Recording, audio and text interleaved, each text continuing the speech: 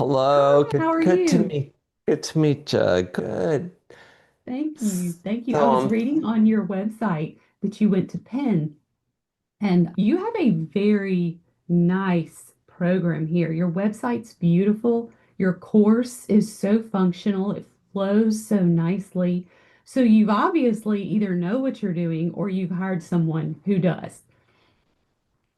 yeah, we have a good team because I'm like I love doing what we're doing, and I guess I'll blend in a little bit of your husband's shaping of dog behavior with what I do, but really it's mainly about what you do, and I just wish you eventually branch out into that and help veterinarians because the reason there's so much veterinary burnout and stress is partially there's no end game, but also they we're not there. Our minds are not in the day-to-day business stuff. So what do? We go to work for Mars and start pushing the agenda that is going to actually create more issues for dogs. And that's before we get started.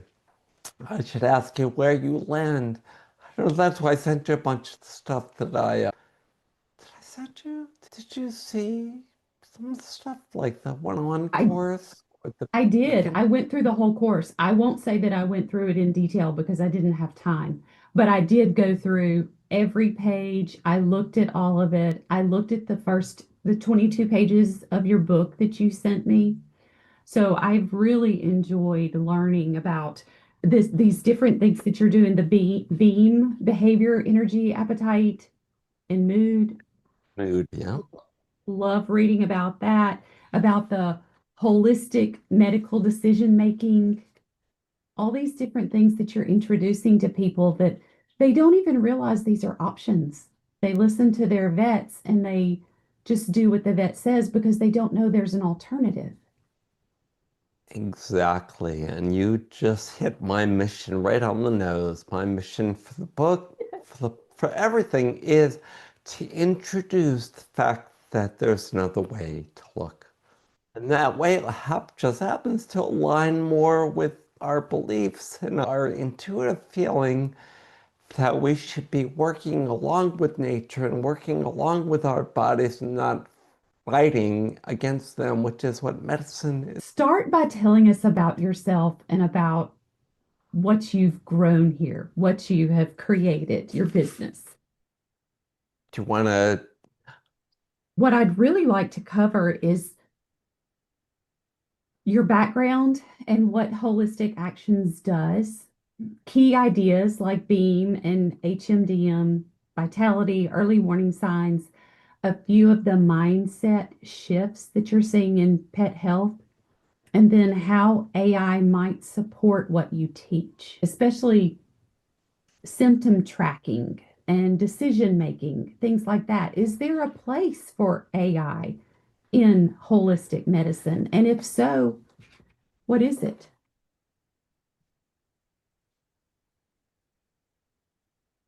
So, why don't we start that at the beginning, where my background, or I am a scientist in training and background. My first degree at Penn was in molecular biology. And I was doing research at that time to what's called cellular individuality, what makes cells work, what allows them to draw from their environment so that they're healthy and happy. And we were doing it with something called epidermal growth factor and insulin, and what allows that to enter a cell. Fast forward from a lab, I ended up in the University Scholar Program at Penn, which is a program that recognizes the research you've done and then gives you free access to whatever else you want to do at Penn. So I could have gone to med school or become a lawyer or study humanities, but I chose to be a veterinarian because I've always wanted to be a veterinarian. And I practiced probably the first decade of my life in a scientific but curious and open-minded way. And I began to see that what I learned in vet school and what I knew in science wasn't helping animals at the deepest levels. So recurring things would go away, come back, go away, come back. Why was that? And again, we had no answer for that except in conventional veterinary medicine, except that the inflammation is still going on. The reality of inflammation is something that we can talk about later, but then I began to realize so it's more than what I learned and began incorporating and learning more about general holistic things that we didn't learn at all in vet school.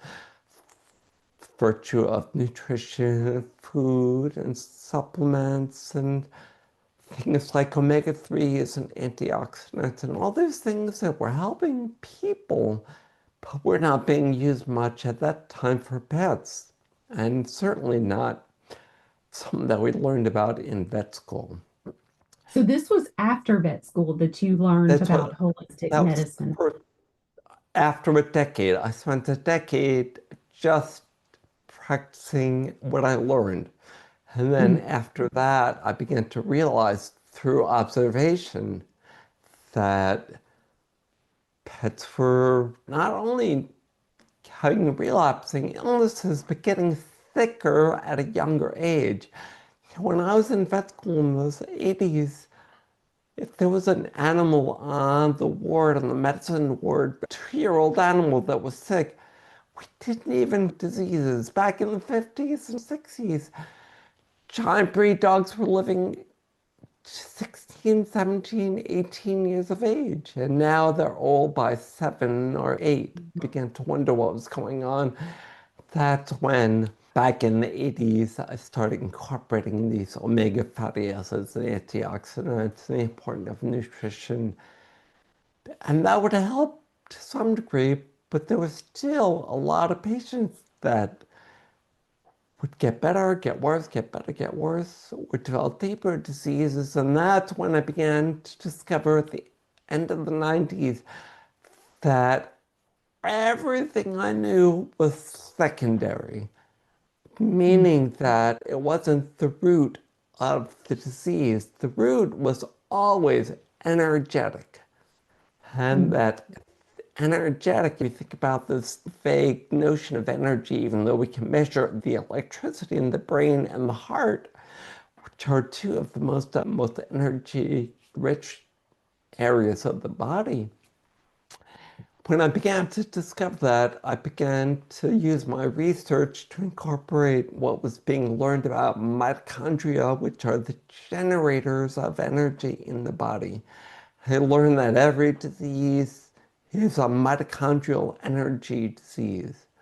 And then the next step was I learned about how to fix that, how to upgrade the mitochondria, how to get energy flowing better in the body so that diseases will either resolve or not even start in the first place. And that's what actually homeopathy and all the strategies that we're going to talk about from the Path to Pet Wellness book, that's what that's all about, is getting the energy to flow smoothly in the body. And to do that, you're upgrading the mitochondrial function and you're removing the obstacles to smooth flow in the body. And we can talk a little bit about what the obstacles are. That sounds great. Yes. That's where I am right now. And that brings us up to date to 2016, when I realized that I was teaching this one-on-one with my own clients, but everybody in the world really needed to know Mm. that there was a different way of looking at their animals. And that's when Holistic Actions was born. And I'm proud to say that we're now on every continent. It's a virtual platform, and we're on every continent and many countries around the world. And yeah, it's very gratifying. I am sure it is. You're touching people that you never would have been able to touch before if you had just stayed within your brick and mortar clinic. So you've created this ripple effect all the way across the world. Yeah. You encourage people to stop fearing symptoms and start listening to them. Why is that shift so powerful? That is the foundation of everything that we just talked about. Because the way we address symptoms in the body is through fear of what's going to happen, what can I do, I don't want my beloved companion to be in any discomfort or pain. And symptoms, it turns out, when you look back through the history that I just talked about, mitochondria and energy flow and blah, blah, blah, symptoms are a manifestation of a decrease in both the quantity of cellular energy and the flow, the smooth flows. Symptoms are the body's way of communicating there's an obstruction to flow, or there just is not sufficient vitality, depending on what the symptom is. Symptoms are never something to be afraid of. Symptoms are something to rejoice over. We like to say, embrace symptoms like they're your friends, Mhm. because symptoms are going to lead you to deeper resolution of problems. And the mindset shift that allows us to not run away from and suppress symptoms. That mindset shift is one of learning to trust the natural processes of life. We don't wake up in the morning and we put our feet on the ground and we're worried that we're going to go flying around the room because we trust the law of gravity. There are laws that govern the way the body works. So one of the laws, again, is that symptoms are a clue, a sign. In veterinary medicine, we call them clinical signs that something's going on. That's so important, not just for animals, but people too. Don't stick your head in the sand. Pay attention to the symptoms. Yes. And yeah, and look at them in the context. So the symptoms exist in the context of a happy, healthy pet that happens to be having ear stuff, or are those same symptoms in the context of a depressed pet that doesn't want to eat and needs intervention at that root level faster than, I'll give you an example. My rescue pup, we were just out playing and she's now resting. Oh, That's Maya. It's magical Miss Maya. She's had a white eye discharge for months. Now, white eye discharge is a clue that something's not right in the body. There's so much going on with her deep within her body that we're fixing, that we're working on, that the eye discharge is actually, in this case, in this context, it's an evidence of detox. So ah, her body is detoxing, and the last thing I want to do is fight that symptom by putting in an anti-inflammatory or antibiotic, which means against life, because I want the badness to come out. And it will, and it is, as we speak. But the badness and more deep-seated beliefs. So the mindset shift to embrace symptoms is fundamental and very mhm. difficult to attain. And that's why having a like-minded community that are all focused on the same kind of things that we are is so important, because unfortunately going to your vet or breeder or trainer or groomer is probably going to ask you to get rid of the symptom and not worry about the root disease, because we don't know about it. We can only do what we know. And that's why it's so important, Kira, to get the word out that there is another way to look at things. Let's break down being behavior, energy, appetite, and mood. So, why those four? And how can people use them practically, even if they're not embracing the super holistic mindset yet? It's a great question, and you don't need to really embrace anything other than happiness and quality of life. Because being is reflection of quality of life and Mm. energy flow, but we're not going to even go there. And to answer your first question, first beam is derived from my 40 years of observation of being a veterinarian. Behavior, energy, appetite, and mood are always clues that something deeper is going on in the animals. So we rate Beam on a 1 to 10 scale, where 10 is 100% normal. When you have a Beam drop below 8, then something's going on, either in the environment or with the animal. And Beam allows early detection of disease even before there are physical symptoms, because Mm. behavior, energy, appetite, mood are the deepest way that our animals are able to express what's going on before their bodies are able to do that. So I would say the most actionable thing that people do in my community is keep a journal.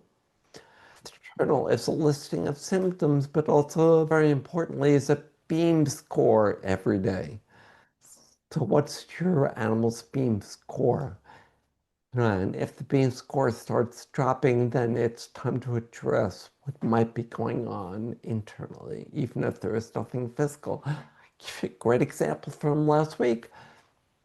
Somebody's dog, their beam score dropped in that they weren't eating as well. They had their sleeping was a little bit affected. Their behavior was a little bit changed. I went to the vet, and the vet ran tests and x-rays, and there was nothing at all wrong on the veterinary level. Mm. Yet that animal was still sick, and by working with the beam directly and working with energy and homeopathy and energy flow with therapeutics, nip walk, and other things that we'll talk about, that being came back up to a 9 out of 10, from a 6 or 7. Wow. How do you know? Like, I have a 14-year-old Morkie. Now, of course, his beam score is going to be low because he's so old. So, how do I know this is a low score because of his age, or this is a low score because something's going on? A really important question, and the trend is your friend. I'm Mm. going to borrow a saying from Marty's life from years ago in the stock market, talking about trends in the market, but the trend in the beam score is how you know. Because, and I was going to introduce this before you asked about your marquee. The beam score is always context dependent. So a 1-year-old puppy's 10 out of 10 beam score is different than a 12-year-old dog's 10 out of 10 beam score. So yeah, you may call that a 6 compared to a puppy, but it's a 10 compared to 6 months For ago a or a year ago. 14-year-old, yeah. Yeah. So what I would say is look at what the beam score has been over the past 6 months. If 6 months. let's say it drops in the summer, a lot of dogs, their beam score drops because it's too hot to go out and Mm. play, which is their joy usually. Compared to last summer at this time or another time when there was this much heat, is it about the same? Is it worse? Is it better? Because we use beam score to look over the years, are they getting better and better? And that's how I know, for example, with Maya, that her eye discharge is part of healing and detox because her beam score is getting better and better. And I'm assessing that by fewer fears, more flexibility in her life, more ability to do things, no longer freaking out from things, eating a wider variety, normal poops. You can assess balance in the individual lots of different ways, and that's what we teach at Holistic Actions. That makes perfect sense. perfect sense. One of the most helpful parts of your book is the holistic medical decision making part, I think. How does this model work and how can it reduce overwhelm in those really scary moments when the vet's telling you, okay, this is what you've got going on? Let's start by breaking down HMDM. HMDM stands for Holistic Medical Decision Making. HMDM is just three easy steps. So, first step is, what is your goal? Is your goal to save a life in an emergency? Is your goal to get rid of a symptom quickly? Or is your goal to treat the root disease and gradually improve the quality of life? Then, based on your goal, you're going to go to step two, which is do your research. So your research is going to be what you learn from your vet, what you learn from other pet parents, what you learn from Dr. Google is a big one, and now AI is a big one. But the only reliable source that I know that is based on what we're talking about is that holistic actions. So people go to holisticactions.com, they're going to see thousands and thousands of questions and answers about everyday problems. And then step number three is for you to implement what you've decided to do. Maybe it's a drug, maybe it's homeopathy, maybe it's an energy medicine, maybe it's a change diet, maybe it's the addition of fiber or a supplement to your animal's diet. But you can implement it and assess how they're doing it. If they're not doing better, go back to step one. And how does it help? It helps by decreasing the number one problem that I see, and that is overwhelm. Mm. Overwhelm And and you fear. you have this incredible community on holistic actions where people can actually go in and type out a question and then they get community support. I think just having someone affirm they've been through it or they know someone who's been through it or just anything like that helps so much. It helps you feel like you're not the only one facing this alone. Yeah, like-minded community is actually the central theme of holistic actions. And we do that in the forum, the Q&A forum that you just mentioned. We do that with weekly webinars, where support webinars and teaching webinars, and with a bunch of resources that are designed to reframe everything that can go on in your animal's body. And you saw a bit of the tip of the iceberg with the one-on-one course.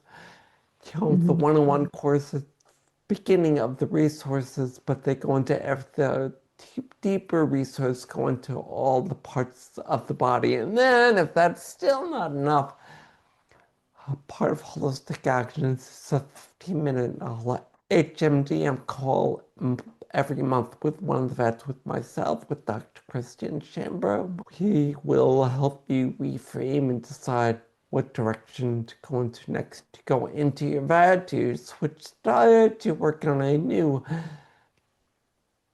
behavior program. What do you do? What's your next step? So again, Mhm. reducing overwhelm by helping to guide you. That kind of support is invaluable. Yes. What are some of the daily actions people can take that actually move the needle, especially for chronic issues? Is it just looking at Beam, looking at, and then research? It goes back to square one. It does, and that's the more framework. That's a theoretical framework. What can you do on a practical basis? That's really easy. Dogs are. Give much gratitude to Elizabeth Gilbert, who wrote Eat, Pray, and Love, and dogs eat, play, and love. So that's what we can do on a daily basis. Eat, it starts with what they eat. Are they eating ultra-processed food, dry or canned food, or are they eating a fresh food diet?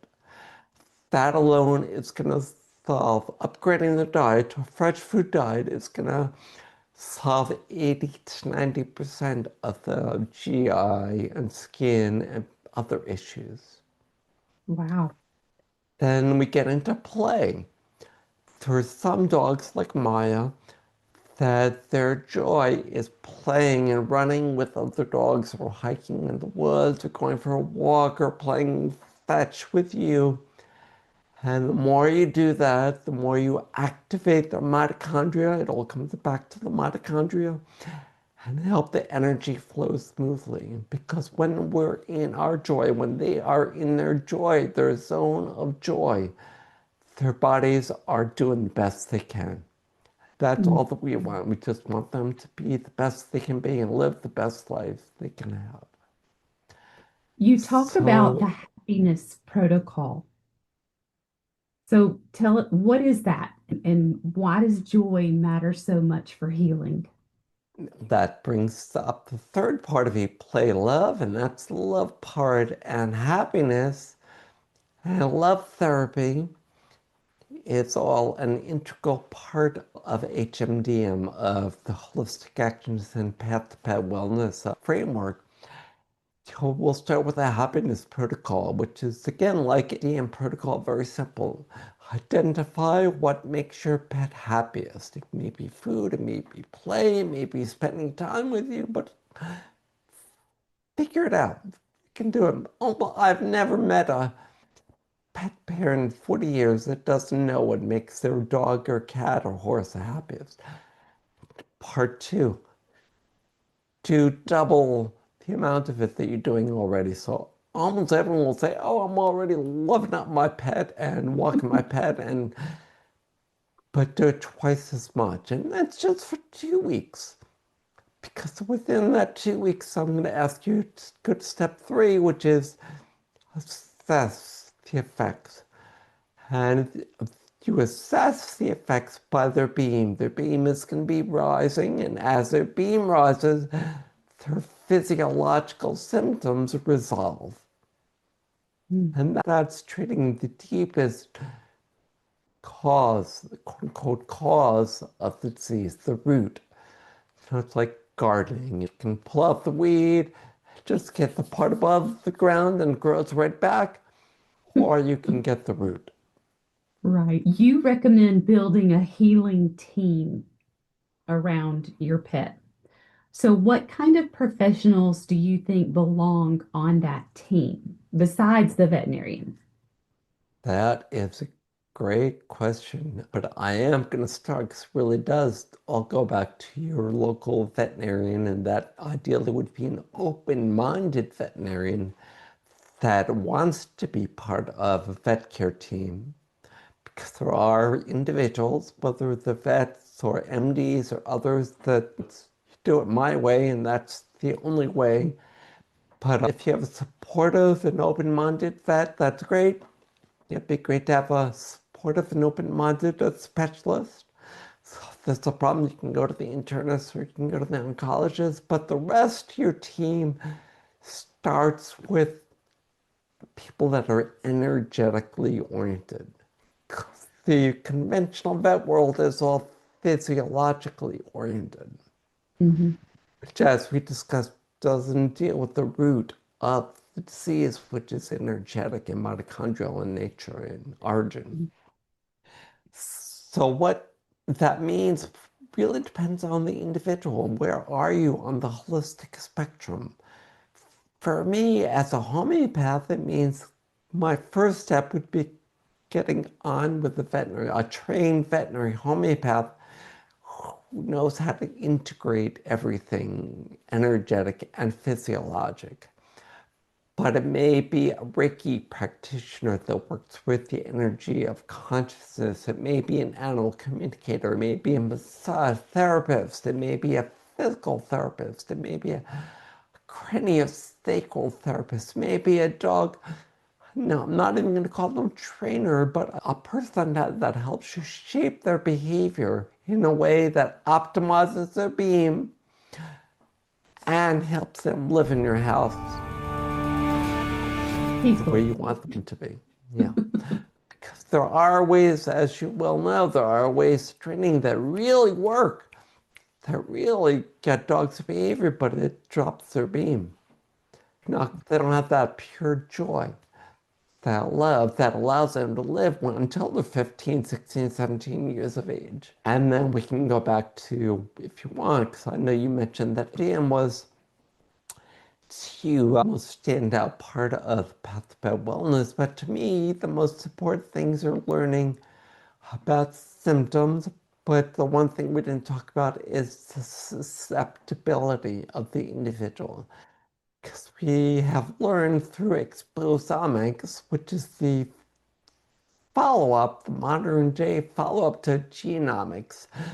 We used to think that once we know about the genes, we'll know everything. We'll know how to do personalized medicine. And then we began to realize that the genes are only a small part of the bigger picture, and the rest comes into the purview of the exposome. The exposome is a molecular biology field of study really around the world where they are studying susceptibility, what makes it one individual get sick from a germ or a toxin or a negative training when another dog won't. There are some dogs, for example, that will, you give them one negative command and they shut down and they just will not listen again. There are other dogs that get that negative command and they wag away and they're happy to listen and it doesn't affect their being. What is the difference?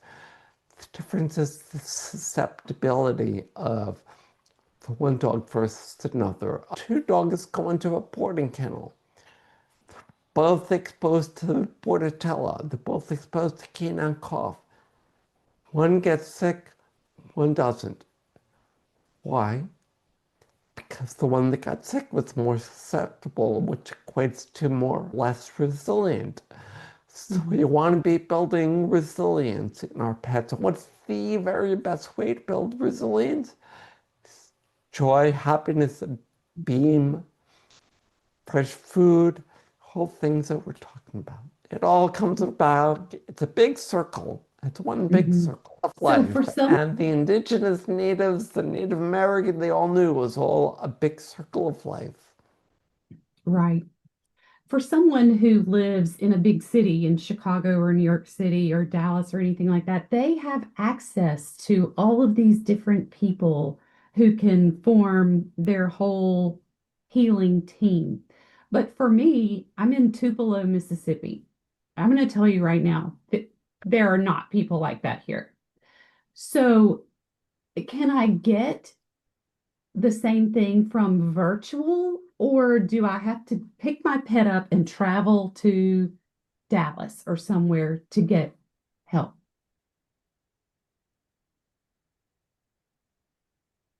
Virtual works wonderfully for most things. So, like the majority of my homeopathy practice is virtual. Reiki can work virtually because, what we promote, what we believe is something that's called the let animals lead method of Reiki, which is really a way of meditating and visualizing the energy flow in your animal's body, and that will actually help them. So you don't have to actually be hands-on with a Reiki practitioner. You can learn this yourself. And the same thing goes for healing touch, and the same thing goes for Chinese medicine, and the same thing goes for Ayurveda. And yeah, Mhm. so believe me, our members in Africa, in Greenland, in China don't necessarily have access. Or Mississippi or Alabama or the rural areas in Canada, they don't have the access. But they have the virtual access. And that's why our 24/7 access has been so popular. Mhm. Yes. but it does involve a mindset shift. I don't know, you've been to our homepage. Could you tell by looking at the homepage if you and I didn't interact, could you tell what it was that we did? And whether it was just virtual or in person? No, because the model doesn't really exist in veterinary medicine. We're Mhm. used to picking up our pets and going to the vet. And that's great if you're able to do it. But like you said, a lot of people aren't. Mhm. But one last word, which is to me the most important thing out of everything, and that is that you are in charge. You are the captain of your pet's vet care team because you know your animal better than anyone else in the world. Mhm. So And let's like, imagine, go ahead. no, please, no, I was just going to give you an example of a little who knew there was something wrong with her pet, but had to really do a lot of work going from vet to vet to finally get her answers. When you go to your doctor, go to your vet, and they say, oh, come back in 6 months and we'll see if there's anything else different. So if you have this intuitive feeling that there's more going on, you may want to then pursue further diagnostics or further interventions like we're talking about. Let's imagine an AI assistant that was designed to help with beam tracking, journaling, decision making. What would that look like? How would something like that really help?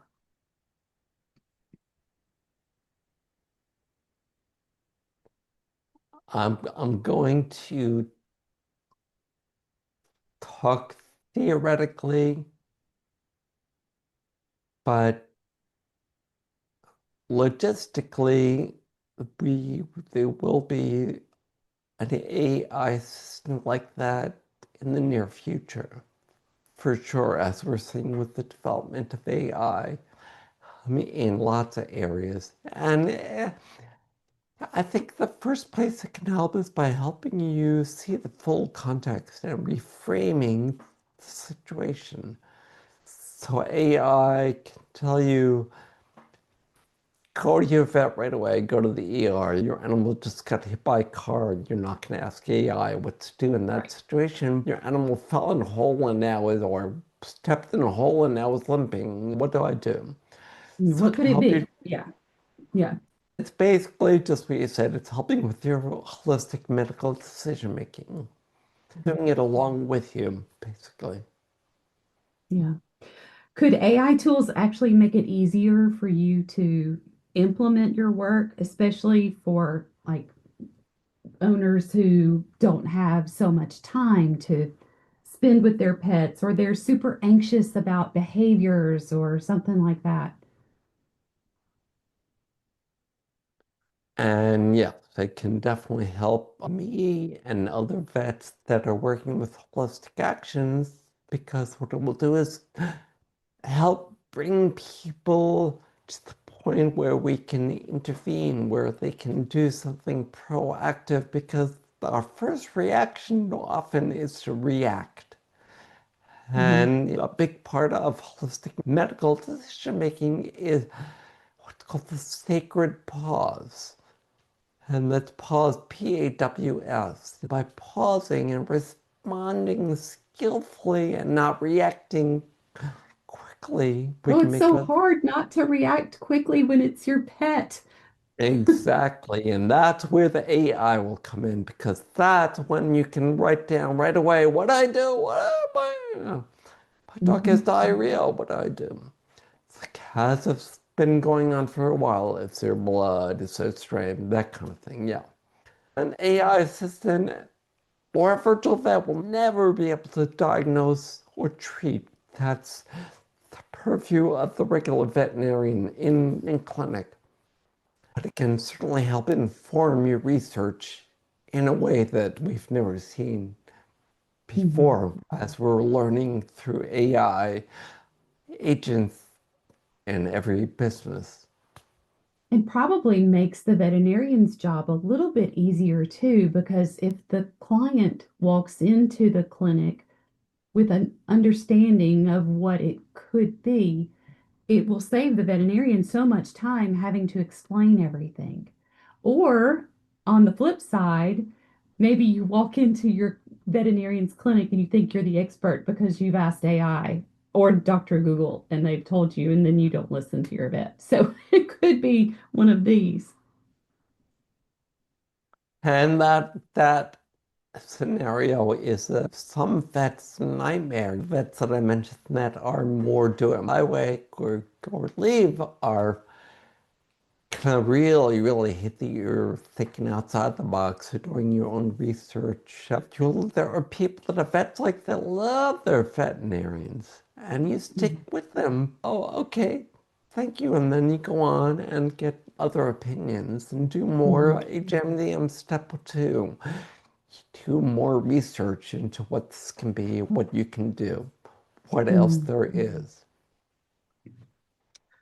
Well, Yeah, I and have there's covered, always something that you can do. Always. Where yeah, there's life, where there's energy, where there's functioning mitochondria, there's always something that you can do to help.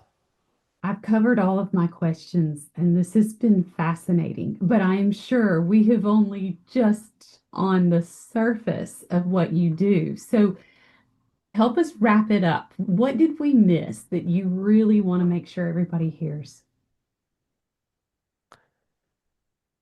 The importance of having fun and joy and play and love, because that's going to help us, that's going to help our society, it's going to help the planet, it's going to help our pets because that's where they live in that zone of joy.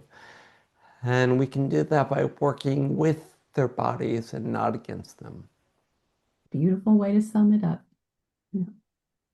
Thank you so much. I really enjoyed this.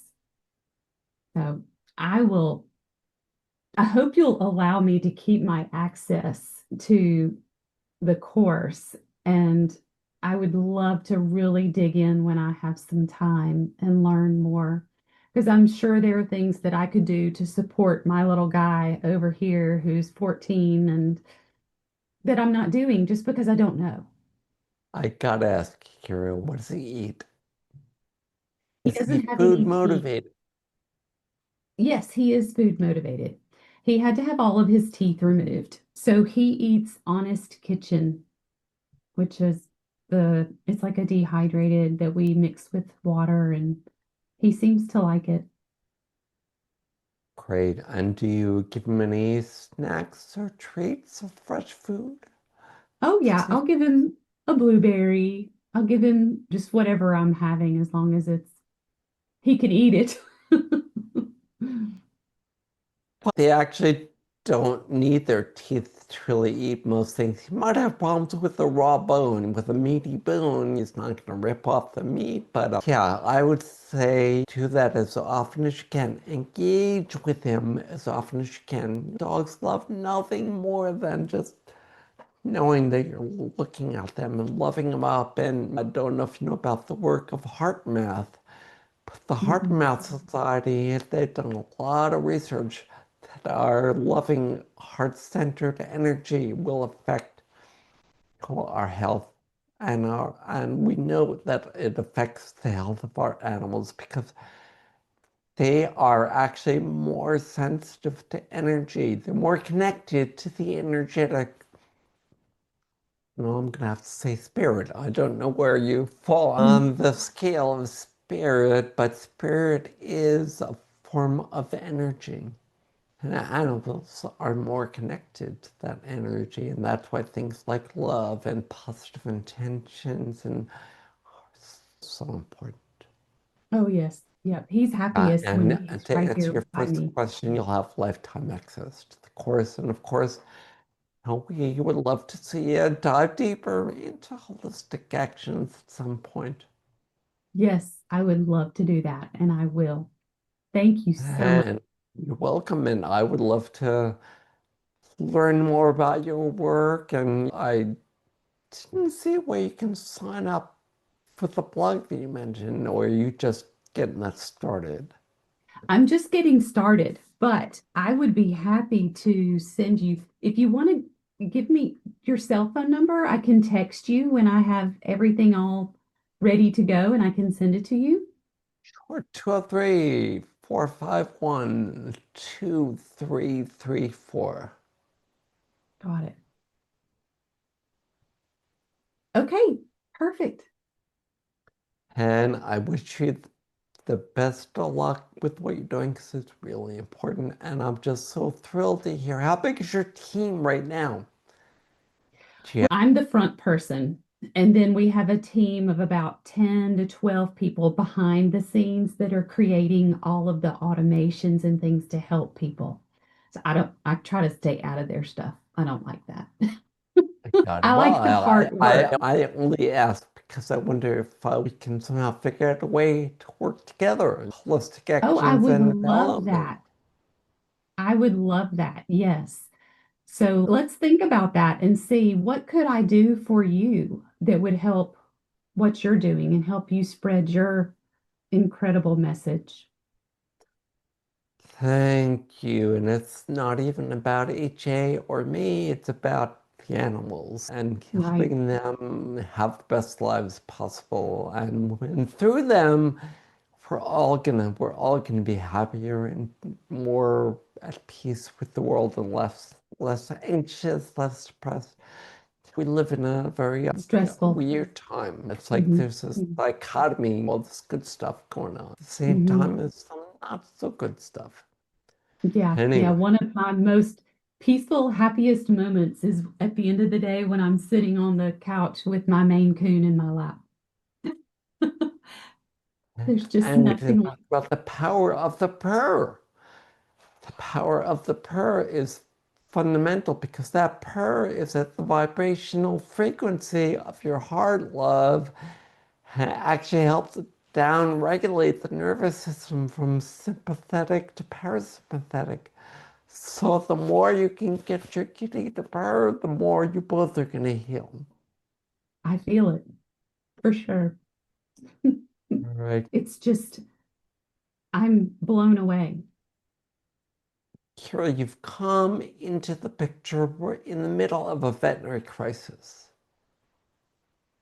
And your systems and your solutions are going to help resolve that crisis.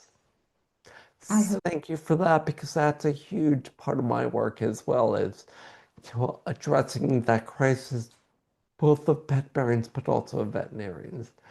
Veterinarians are stressing out, dropping out, even killing themselves. I know. I read that the suicide rate among veterinarians is at an all-time high. It's just, yeah, heartbreaking. Let's working on a movement. We're starting Yes, a grassroots movement that is gonna help work with life yes, and not against it. absolutely. That's really Well, all right. Thank you, my friend. thank you. Have a great day. Oh, you too. Thanks.